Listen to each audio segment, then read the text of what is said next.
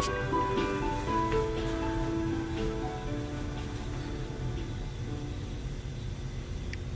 morning. My name is Ryan. I am a holistic health practitioner. That means that I work with people on all levels of their being, not just their body, not just their mind, but their whole body, their whole spirit, everything. And I'm here today to remind you of something that you already know. I'm not here to teach you anything new. I'm not here to empower you with any sort of bad ideas or things that you should do or not do. I'm just here to remind you of who you really are and how you can help yourself to be healthy. So I'd like you to take a moment now and remember a time in your life when you felt really good. I mean really good. I know that you've felt that before. I've felt it before, and everybody I've worked with has felt that before. It may be now, it may be a few months ago, it may be many, many, many years ago, but I'm sure that you have felt that before.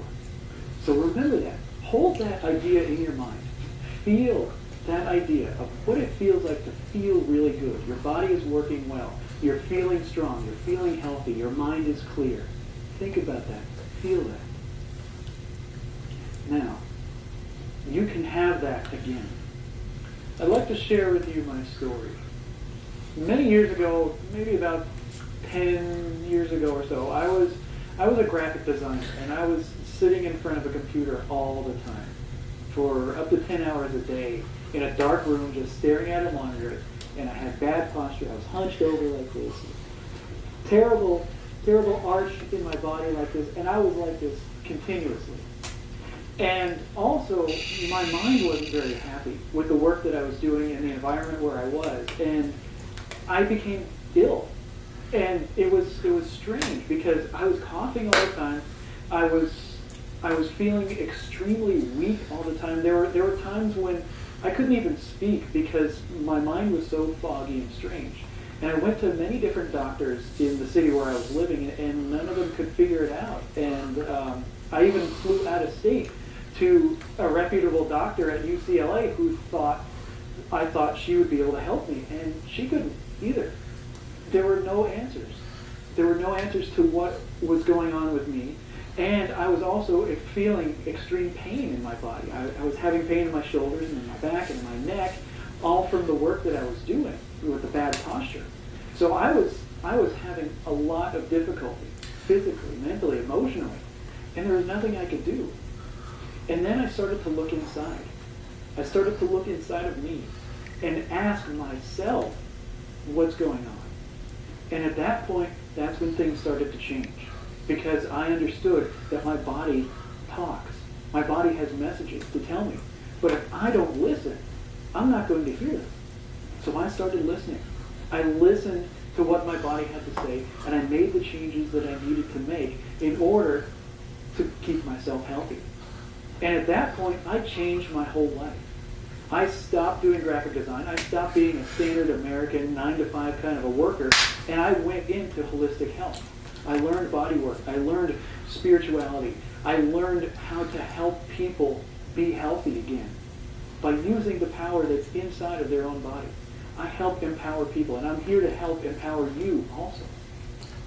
And today I'm going to teach you 7 essential elements that you need to do to be healthy, to keep your body healthy, to keep your spirit and yourself and your life healthy. 7 simple things. Now, what I said at the beginning, I'm only here to remind you of things you already know. I'm not here to teach you anything new. And you're going to find that these very simple ideas are easy to bring into your life. But it takes responsibility. So, get a piece of paper, get a pen, and write these down. The first element on your list today is breath. Breath connects your body and your mind together. When you breathe, you are allowing your body to expand and contract. And in that expansion and contraction, every cell of your body expands and contracts at the same time. It's not just your lungs.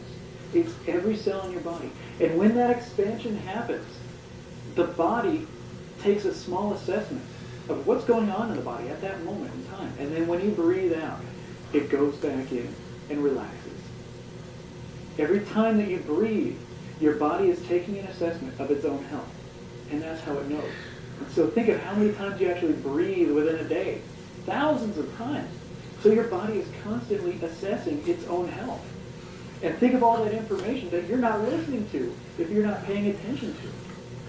The other thing is, when you breathe, that is bringing in life into your body. Your body needs breath.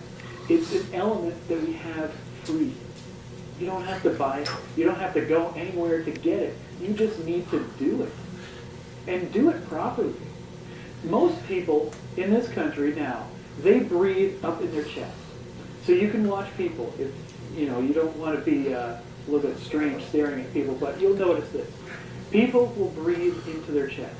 And when they do that, their shoulders will rise. So they'll take a breath in, like that.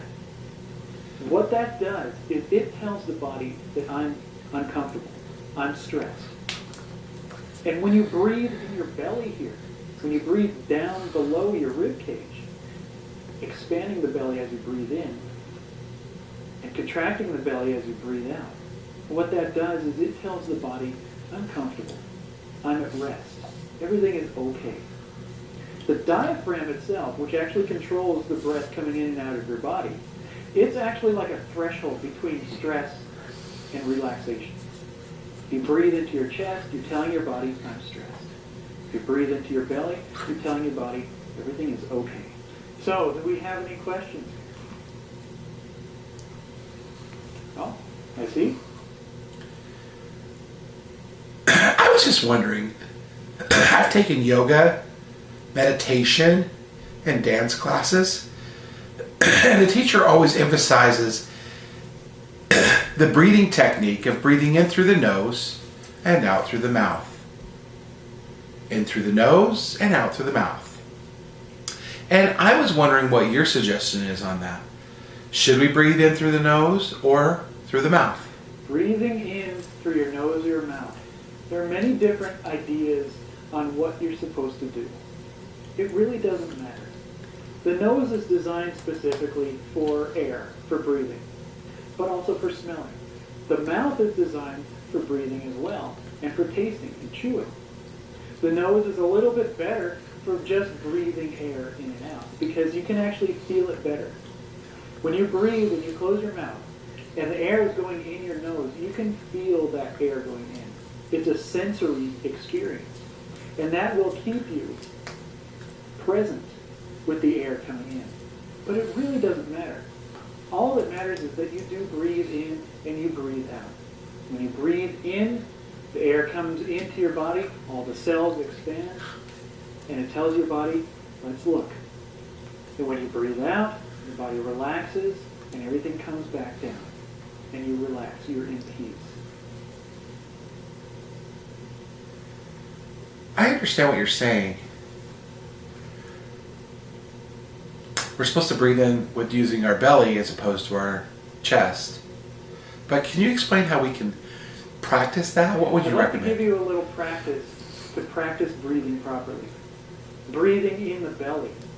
You don't want to breathe in the chest, you want to breathe in your belly, because remember, breathing in your belly tells your body that you're safe, you're comfortable, you're at rest. Everything is okay. It tells your body you can relax. So, just as you go to bed, lie down on your bed, facing up. Lie on your back. Place one hand on your belly. Place the other hand on your chest. When you have your hand on your chest and you breathe, what you want to do is make sure that the hand on the chest does not move. And the hand on the belly is what moves. When you breathe, the belly expands up to the ceiling. And when you breathe out, the belly flattens gently. You don't have to force the air out. You don't have to contract the muscles in your belly to push the air out. Just let it fall. As you breathe in, the hand on the belly rises up with your belly. The hand on the chest stays still. As you breathe out, the hand on the belly goes back in. It softens. Breathe like that, with your hands on your body, just like this. And concentrate and make sure that it's just the hand on the belly that's moving. It may be a little difficult to do that for maybe the first week or so. You'll get used to it. It's a practice. But you'll find that your body will become more accustomed to it. And it will happen quickly because this is natural. This is how your body is designed to breathe. This is how your body is supposed to breathe. So it's reminding your body of what it actually needs to do anyway. And once you do this for a few weeks, you'll find that you'll actually be breathing like that outside of your bed. When you're going throughout your day, when you're driving, when you're at work or something like that, you'll notice that, hey, I'm breathing in my belly and I feel better. I don't feel all this tension. It's a training process to teach you how to breathe properly. Remember, one hand on the chest, one hand on the belly. The belly hand moves, the chest hand stays still. That simple.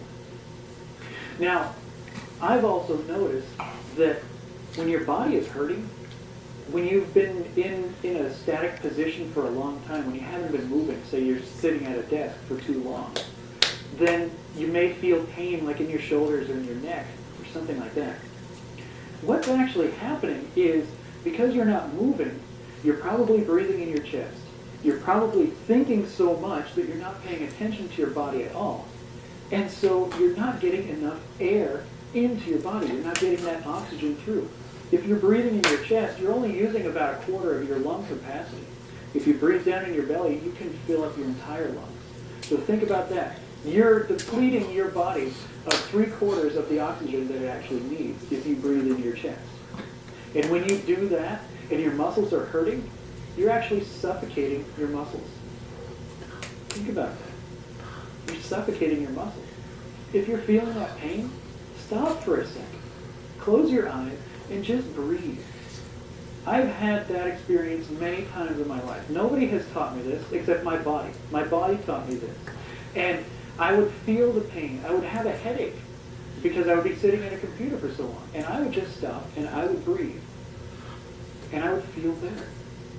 And then for the next 10 minutes or so, I would maybe go back to work, maybe get a glass of water, drink something, and I would concentrate on breathing deeply like that. And when I did that, the pain went away. Seriously, it went away. Because I was suffocating my muscles. I was thinking so much and feeling so little, except for the pain, that I totally forgot about it. And when I brought that oxygen back into my body, I felt so much better. And you can do that too. All you have to do is practice breathing. That's number 1 on your list. The next one on your list, get ready to write this down, is water. You need to drink water. Lots of water. And I say water as in pure, clear water. Not coffee, not soda, not tea, water. All of those other drinks, they are supplements on top of the water. A good recommendation is 8 8-ounce glasses of water every day. That's a good starting point. For me, my body, I know that that's not enough. I need a lot more water than that. But that's me. But for you, start with 8 8-ounce glasses of water every day. And then if you drink coffee or tea or anything else on top of that, that's in addition to. But you need that minimum of 8 8-ounce glasses of water every day. Because your body is made of mostly water. When we're born, we are born as 50% water. And as we grow older, what happens is we get to about maybe 70% water. But that's still a very high ratio. If you are not supplying your body with that water, you are dehydrating your body. And your body can't function. Your brain can't function. It needs that moisture. Your lungs can't function. They need that moisture. Your muscles need that moisture inside of there. That is another thing. If you're feeling that pain in your muscles, you are not only asphyxiating your muscles, but you're dehydrating them too. They get all dried out, and they get uncomfortable, and then they'll hurt. And you don't want that hurt. You want to feel good. And all you have to do is breathe and drink water. It's so easy and so important, but you need to remember to do that. I wanted to ask you, you said it was important to drink 8 glasses every day, but you're busy throughout the day and you may forget to do that. So what do you suggest to remind us to drink water throughout the day? make a note. Write little post-it notes down and place them around your home, or put a reminder on your phone or something like that to drink water.